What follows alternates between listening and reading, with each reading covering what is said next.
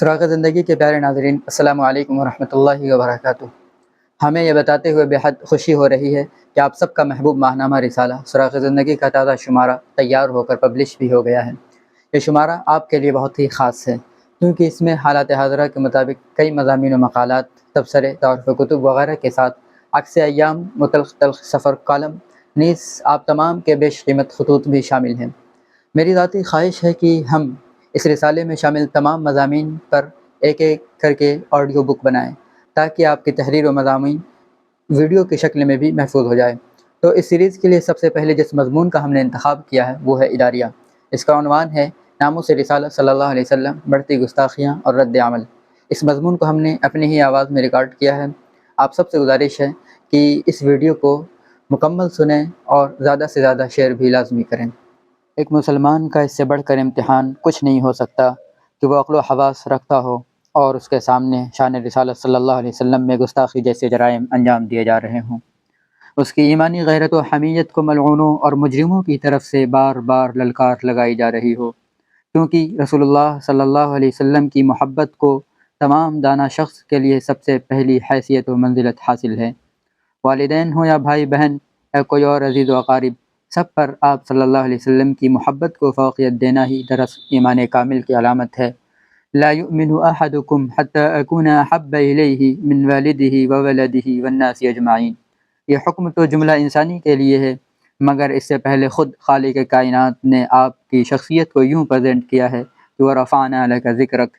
قرآن مجید جو کہ سراپا ہدایت نامہ ہے، اللہ کی زبان ہے، اسی پر جب ہم غور کرتے ہیں تو معلوم چلتا ہے کہ صرف وَرَفَعْنَا لَكَ ذِكْرَكَ ہی نہیں، بلکہ ایک ایک حرف، لفظ، جملہ، آیت، صفحہ اور پارے تک میں آپ صلی اللہ علیہ وسلم کا عکس جمیل نظر آتا ہے۔ علامہ سید سلیمان ندوی علیہ الرحمہ نے حضرت صلی اللہ علیہ وسلم کی شخصیت کو 4 حصوں تاریخیت، تکمیلیت، جامعیت اور عملیت میں تقسیم کیا ہے، اور نہایت مدلل انداز میں یہ واضح کر دیا کہ حضرت صلی اللہ علیہ وسلم کی زندگی محض ایک وقت، مذہب، ملک یا طبقے کے لیے خاص نہیں تھی، بلکہ آپ صلی اللہ علیہ وسلم ایک عالمگیر شخصیت تھے، ایسی عالمگیریت جس کی شہادت قرآن مجید ان الفاظ میں دیتا ہے وَمَا أَرْسَلْنَاكَ إِلَّا رَحْمَةً لِّلْعَالَمِينَ۔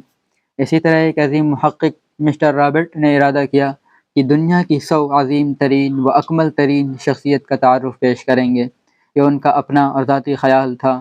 مسٹر کو اختیار تھا کہ وہ جس حساب سے چاہیں، جس طرح سے چاہیں، جس کو چاہیں، جہاں چاہیں وہاں رکھ دیں۔ ظاہر ہے اس عظیم کام کے لیے انہیں باقاعدہ تلاش و جستجو کی ضرورت تھی۔ چنانچہ پوری تیاری اور تگ و دو کے بعد جب 100 عظیم شخصیات کی فہرست سازی مع تعارف کا پروجیکٹ دنیا کے سامنے پیش کیا تو عقلیں حیران و ششدر رہ گئی۔ بہتوں نے گمان کر رکھا ہوگا کہ مسٹر رابرٹ عیسائی ہیں تو وہ حضرت عیسیٰ علیہ السلام کو اول مقام دیں گے، مگر انہوں نے صداقت و دیانت کا مظاہرہ کیا اور حضرت محمد صلی اللہ علیہ وسلم کو اپنی فہرست میں پہلا مقام دیا، کیونکہ آپ صلی اللہ علیہ وسلم کی شخصیت اکیلی سماج و معاشرے کے ایک ایک پہلو کی رہنمائی قولی و عملی دونوں لحاظ سے کرتی ہے۔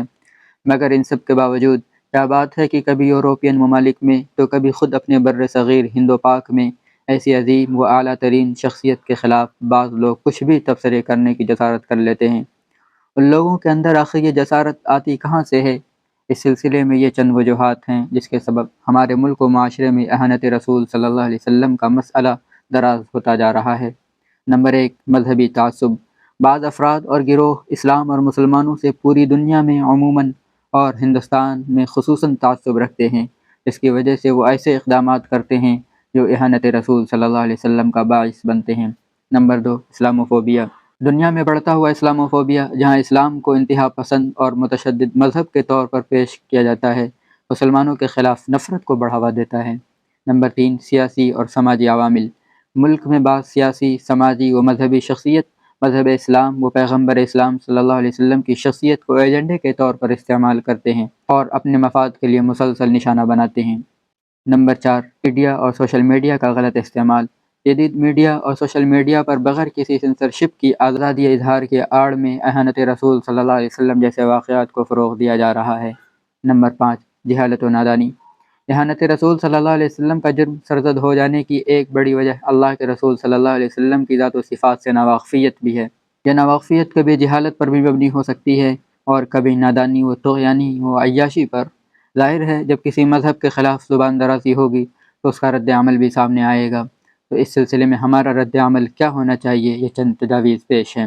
احتجاج: ملک میں مسلمان سڑکوں پر نکل کر پرامن اور چنندہ جگہوں پر احتجاجی خیمے لگائیں اور حکومت کو وارن کریں کہ جب تک مجرم پر متعینہ قانون کے تحت کارروائی نہیں ہو جاتی تب تک کوئی ہمارے خیمے نہیں ہٹیں گے۔ سوشل میڈیا کیمپینز: اس موقع پر ہم سوشل میڈیا کا استعمال کر سکتے ہیں۔ اس کے مختلف پلیٹ فارم کا استعمال کرتے ہوئے اہانت رسول صلی اللہ علیہ وسلم کے خلاف عالمی مہم چلائیں تاکہ گستاخی کا جرم بند ہو اور سابقہ مجرمین پر کارروائی ہو۔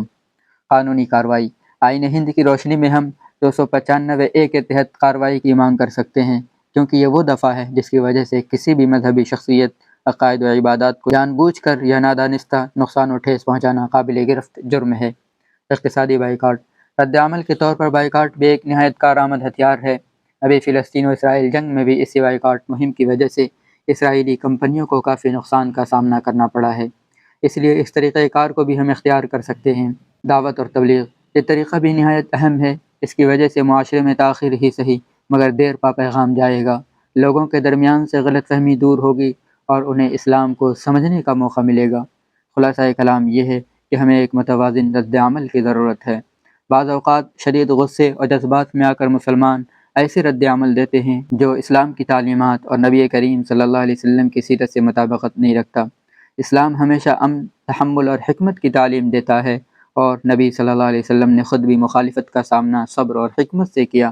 مسلمانوں کے لیے ضروری ہے کہ وہ ایسے واقعات کا سامنا پرامن اور تعمیری طریقے سے کریں تاکہ اسلام کی حقیقی تصویر دنیا کے سامنے آئے اور نفرت کے ماحول کو ختم کیا جا سکے۔